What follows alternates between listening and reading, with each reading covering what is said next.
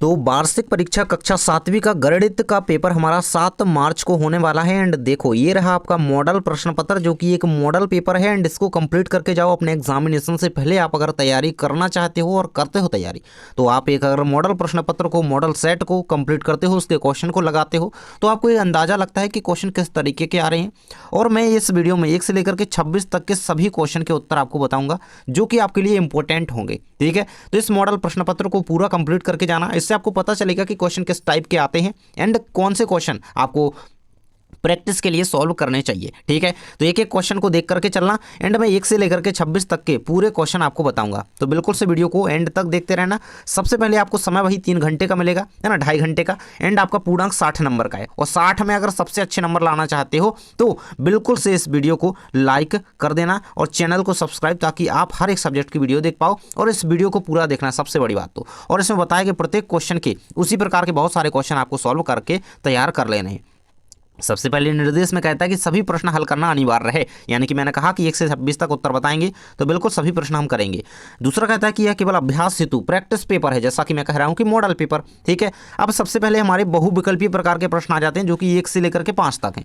तो जो हमारे 1-1 नंबर के रहेंगे, तो पहला प्रश्न इसमें आपका दिया गया है कि -4 और 3, 4 की पावर 3 है, 4 की पावर 3 होना चाहिए, है ना। इसका सरल रूप है, तो ये क्या होगा, 12 है -64 या फिर -12 या 64। तो इसका राइट आंसर जो है आपका -64, यानी कि इस तरीके से यहाँ पे है, देखो इस तरीके से, यानी कि 4 का 3 बार गुना है ना, इस तरीके से कह लो, है ना। और अपना क्या है, फिर इसमें माइनस है, तो 4 चौके क्या हो जाएगा, यहाँ पे 16 हो जाएगा, और 4 चौके 16 चौके 64 हो जाएगा। चिन्ह हमारा माइनस का रहेगा, -64 इसका राइट आंसर बिल्कुल हो जाएगा। नेक्स्ट क्वेश्चन है x + y - xy बहुपद है, तो चिन्ह के अगल बगल देखो कितने पद बन रहे हैं, 3 पद बन रहे हैं, एक x हो गया, y हो गया, और एक पद ये xy हो गया। ठीक है, तो त्रिपदी बहुपदी हमारा हो जाता है। ठीक है, अगला क्वेश्चन आपका आ जाता है 10 में से संख्याओं x मतलब संख्या y और z के गुणनफल को घटाना के लिए व्यंजक है। कौन सा रहेगा भाई, 10 - y - z, या फिर 10 - yz, या फिर 10 + yz, या फिर yz - 10। देखो 10 में से आपको क्या y और z के गुणनफल को घटाना है ना। तो यहाँ पे तो ये गलत हो जाएगा, क्योंकि यहाँ पे yz में से 10 घट रहा है। तो इसका राइट आंसर जो रहेगा वो रहेगा आपका बी नंबर ऑप्शन, क्योंकि 10 में से यहाँ पे yz का गुणनफल यहीं पे हो रहा है ना। yz इस तरीके से यहाँ पे लिखे हुए हैं, yz लिखे मतलब इनके बीच क्या है, गुना है। ठीक है, तो ये रहेगा आपका आंसर बी नंबर ऑप्शन का राइट आंसर। इसका त्रिपद है, इसका 64 है। अगला क्वेश्चन 6 -6 प्लस -2 का मान होगा, तो भाई प्लस इनके बीच में, तो ये जुड़ेंगे, और इनके आगे क्या है, माइनस माइनस का चिन्ह है, तो ये माइनस माइनस माइनस ही रहेगा। जबकि ये जुड़ जाएंगे तो -8 का चिन्ह माइनस ही रहेगा, तो ये आपका आंसर आ जाएगा सी नंबर ऑप्शन। ठीक है, अगला क्वेश्चन, दिए गए चित्र में छायांकित भाग को प्रदर्शित करने वाली भिन्न है, तो ये कुल 4 हैं। कितने हैं, 1 2 3 4 डिब्बे हैं, जिनमें से एक छायांकित है, तो 1/4 हो जाएगा आंसर। ठीक है, चलिए आगे के क्वेश्चन देख लेते हैं। 6 से 10 तक आपको रिक्त स्थान मिलेंगे, जो कि कुछ इस प्रकार से हैं। देखो यह इंपॉर्टेंट मॉडल प्रश्न पत्र है, एंड इसे इंपॉर्टेंट के तौर पर ही कंप्लीट करना। आपका क्वेश्चन दिया गया है, वृत्त में खालिस्तान सममित रेखाएं होती हैं, तो वृत्त में क्या होती हैं भाई, देखो मैं उत्तर यहाँ पे नीचे थोड़ा स्पेस कर लेता हूँ, एंड यहीं पे मैं उत्तर लिखते जाऊँगा। तो हम लिख रहे हैं इसका 6वें का उत्तर, वृत्त में क्या होती हैं, असीमित सममित रेखाएं। इसका आंसर आपको क्या लिखना था, असीमित, इस तरीके से ना, असीमित सममित रेखाएं होती हैं। अगला क्वेश्चन है, 2 सर्वांगसम कोणों में से एक की माप 70 है और दूसरे कोण की माप क्या होगी। अब भाई सर्वांगसम है कोण, तो दोनों मतलब सर्वांगसम कोण जो होती हैं उनकी मापें, कोणों की मापें बराबर होती हैं। तो अगर एक की माप 70 है तो दूसरे की माप भी 70 होगी, बिल्कुल यही लिख देना है। ठीक है, 70 डिग्री लगा हुआ है ना, तो इस चीज़ को याद रखना। अगला क्वेश्चन है, घड़ी की एक सुई की 1/4 घुमाव के लिए समकोण की संख्या खालिस्तान। 1/4, देखो घड़ी इस तरीके से बनी हुई है, अब उसका 1/4 ये हिस्सा मान लो, मतलब तो ये देखो एक समकोण बन गया है ना, एक समकोण, तो समकोण की संख्या क्या होगी, 1 लिख देना। आप ऐसे लिख दोगे या फिर वैसे लिख देना, कोई भी एक चल जाएगा। ठीक है, अगला क्वेश्चन है, भारतीय गणितज्ञ जिन्होंने शून्य सूत्र दिया वो कौन थे भाई, तो वो थे हमारे आर्यभट्ट जी। ठीक है, ये आपको आंसर में इस तरीके से इसका आंसर लिखना था, आर्यभट्ट। ठीक है, अगला क्वेश्चन आपका आ जाता है यहाँ पे, यदि 2 कोण पूरक हैं तो उनके मापों का योग कितना होगा। देखो 2 पूरक कोणों के मापों का योग 90 डिग्री होता है, ये आपको याद होना चाहिए। ठीक है, ये आंसर दिया गया है यहाँ पे। आगे हमारे अति लघु उत्तरीय प्रश्न रहेंगे, जो कि आपके आगे पेज में हैं। चलिए हम देख लेते हैं। तो अगले पेज में यहाँ पे क्वेश्चन दिए गए हैं, जो कि 2 वाक्यों में आपको लिखना है उत्तर। इसका 2 अंक नंबर, आपको 2 अंक इसके मिलेंगे। तो 11 नंबर का प्रश्न है कि निम्नलिखित में से प्रत्येक को उनके अभाज्य गुणनखंडों की घातों के गुणनफल के रूप में व्यक्त करना है। 405 दिया गया है और आपको 648 दिया गया है ना। तो चलिए हम दोनों का उत्तर नीचे देखेंगे। साथ ही 12 नंबर प्रश्न देख लेते हैं। वास्तविक जीवन से संबंधित सर्वांगसम आकारों या आकृतियों के कोई दो उदाहरण लिखने हैं आपको। तो चलिए दोनों का हम उत्तर देख लेते हैं, 11 का और 12 का नीचे, ठीक है। तो बिल्कुल से आपको ध्यान से देख लेना है। देखो ये अगर आप स्टार्टिंग में देखना चाहो तो ये 1 का 2 का 1 के उत्तर हो जाते हैं 1 से 5 तक है ना, और ये हो जाते हैं आपके आगे के उत्तर। ये आपका 11 के पहले का उत्तर दिया गया है ना, इस तरीके से कर लेंगे। एंड 11 के दूसरे का उत्तर दिया गया है, ठीक है। 11 में 2 क्वेश्चन थे ना, इस तरीके से 1 करके एंड 2 करके, ठीक है। तो ये रहेगा एंड ये हमारा 12 का उत्तर रहेगा और साथ में 13 का भी आप लोग देख लीजिए है ना। 13 का हम क्वेश्चन देख लेते हैं पहले, चलिएगा भैया। तो ये रहेगा हमारे सामने 13 का, देखिएगा 13 ये रहेगा। जांच कीजिए कि क्या ये कथन सत्य है। 2 कथन दिए गए हैं। एक घन एक आयत के आकार की छाया दे सकता है, हाँ दे सकता है, तो इसको सत्य करेंगे।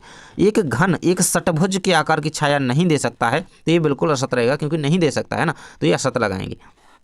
अगला क्वेश्चन है, सुशील 3 क्रमागत दिनों में 6 घंटे 5 घंटे 7 घंटे पढ़ता है, उसके प्रतिदिन पढ़ने का समय औसत समय कितना है। तो देखो 6 5 और 7 ये कितने, 6 घंटे हो जाते हैं, 5 घंटे और 7 घंटे, अब कितना हो गया, टोटल हो गया हमारा 18 घंटे है ना। जोड़ लीजिएगा ये 18 घंटे। और कितने दिन पढ़ रहा है, 3 दिन, तो 3 का इसमें भाग ले दो, 3 छक्के 18 मतलब 6 घंटे एवरेज, 6 घंटे आंसर आपका आ जाता है 14वें नंबर प्रश्न का, ठीक है। इसका आंसर आप नीचे देखना चाहते हैं तो ये रहेगा आपके सामने आंसर, यहाँ पे देख ही सकते हो, ठीक है। इस तरीके से लिखना है एग्जाम की कॉपी में है ना। तो ये आपका 6 घंटे यहाँ पे इनको जोड़ दिया हमने, और फिर 3 दिन की बात की जा रही है ना, 3 से विभाजित करेंगे तो फिर 6 घंटे हमारा आंसर निकल करके एवरेज समय आ जाता है। चलिए अगला क्वेश्चन हम देख लेते हैं। आपका कहता है कि अंग्रेजी वर्णमाला के ऐसे 2 अक्षर लिखिए जिनकी रैखिक सम्मति और घूर्णी सम्मति जो है क्या हो, दोनों ही समान हो, है ना। मतलब जिनमें रैखिक और घूर्णी सम्मति पाई जाती है, दोनों में पाई जाती है ना। तो वो कौन कौन से अक्षर होते हैं ऐसे, तो वो हमारा होता है एक एच होता है और एक ओ होता है। तो इनकी क्या रैखिक और घूर्णी सम्मति दोनों होती है इनमें, ठीक है। ये रहेगा। अगला क्वेश्चन है आपका 16 नंबर का, चतुर्भुज ज्यामिति में कितने शीर्ष और कितने किनारे होते हैं। तो 4 शीर्ष और 4 किनारे, क्या है इसका आंसर, चतुर्भुज ज्यामिति में 4 शीर्ष और 4 किनारे होते हैं, बस यही इसका उत्तर है। आगे के क्वेश्चन हम देख लेते हैं। आगे के क्वेश्चन ये दिए गए हैं आपके, देखो 17 है, ऐसे आकारों के 3 उदाहरण दीजिए जिसमें कोई असीमित जिसमें कोई सममित रेखा ना हो, 3 नंबर में, ठीक है। 18 दिया गया है, प्रथम 5 पूर्ण संख्याओं का माध्य ज्ञात कीजिए। हम नीचे उत्तर पूरे देखेंगे, पहले क्वेश्चन देख लो, ठीक है। कहता है कि किसी कक्षा के विद्यार्थियों के 65% विद्यार्थियों के पास क्या है, साइकिलें हैं। अब कितने प्रतिशत विद्यार्थी ऐसे हैं जिनके पास साइकिलें नहीं है, मतलब मान लो कि 100% विद्यार्थी हैं, 65% के पास नहीं है, तो 35% बचे उनके पास साइकिल नहीं है, ठीक है। आंसर 35%, लेकिन हम इसे निकालेंगे कैसे, वो नीचे हम देखेंगे, ठीक है। अगला क्वेश्चन आपका कह रहा है कि क्या 2 ऐसे कोण संपूरक हो सकते हैं यदि उनमें से दोनों न्यून कोण हो या फिर अधिक कोण हो। तो ये दोनों तो बिल्कुल नहीं हो सकते, ये एक समकोण हो सकता है, समकोण 2 कोण संपूरक हो सकते हैं, जबकि अधिक कोण और न्यून कोण दोनों संपूरक नहीं हो सकते क्योंकि ये 180 डिग्री से नीचे ऊपर हो जाते हैं, है ना। तो ये स्थिति नहीं बन पाती है, और बल्कि समकोण जो होता है वो 90 डिग्री का एंगल बनाता है, आपने पता होगा आपको, है ना, इस तरीके से। तो ये 2 कोणों की बात यहाँ पे की जा रही है, तो 90 90 180 तो बिल्कुल फिक्स रहेगा, जबकि न्यून कोण 90 से 80 180 से कम होता है, अधिक कोण 180 से ज़्यादा होता है, तो यहाँ पे स्थिति नहीं बन पाएगी, ठीक है। तो चलिए हम यहाँ पे 20 21 और 22 तक उत्तर देख लेते हैं। 21 में क्या पूछा गया है, ये आपको एक आंकड़ा दिया गया है कुछ, इसमें आपको बहुलक और माध्यक बताना है।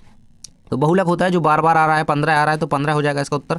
अगला है आपका, एक आयत का परिमाप आपको 130 सेंटीमीटर दिया गया है, चौड़ाई 30 सेंटीमीटर दी गई और लंबाई ज्ञात करनी है और क्षेत्रफल भी बताना है ना, लंबाई और क्षेत्रफल। चलिए हम 17 18 19 20 21 22 तक उत्तर देख लेते हैं। तो देखिएगा यहाँ पे ये रहेगा आपका यहाँ पे 17 का उत्तर। सबसे पहले तो देखो 16 का उत्तर देख लो, है ना। चतुर्भुज में 4 शीर्ष 4 किनारे होते हैं, ऐसे आकार जिनमें सममित रेखा नहीं होती, कौन कौन से, एक विषम बाहु त्रिभुज, एक अनियमित चतुर्भुज और एक अक्षर एफ, ठीक है। 18 का उत्तर आपको इस तरीके से लिखना है, पूर्ण संख्या निकालना है ना। पूर्ण संख्या प्रथम 5 पूर्ण संख्याओं का योग निकालना था, तो ये आपका निकल करके 2 आ जाता है, ठीक है। अगला क्वेश्चन आपका 19 नंबर में था, मतलब इतने 65% के पास साइकिलें नहीं है एक स्कूल में, तो अब कितने बच्चे जिनके पास साइकिलें हैं, मतलब नहीं हैं, तो 65% के पास थी, तो इनमें से घटा देंगे तो 35% हमारा निकल करके आ जाएगा। अगला क्वेश्चन आपको यहाँ पे 20 नंबर में पूछा गया था, परिस्थितियाँ बनाई थी कि न्यून कोण है, अधिक कोण है या फिर सम कोण है, तो ये आपको उसके उत्तर में लिखना था, ठीक है। अगला क्वेश्चन आपका 21 का इस तरीके से बहुलक पूछा गया था, तो बहुलक 15 और माध्यक भी 15 हो जाता है, ठीक है।